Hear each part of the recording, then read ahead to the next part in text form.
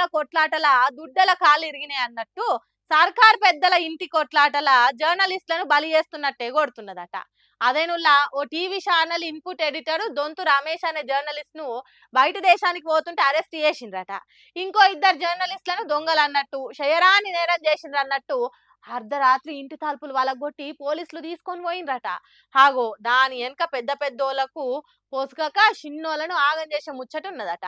ఆ నడుమ తెలంగాణ మంత్రికి ఐఏఎస్ ఆఫీసర్ అమ్మకు నడుమ ప్రేమ వ్యవహారం నడిచినట్టు ఓ ఛానల్ పెద్ద వార్త వండి వద్దిచ్చిండ్రు. దానికి సర్కార్ మస్తు గరమైంది.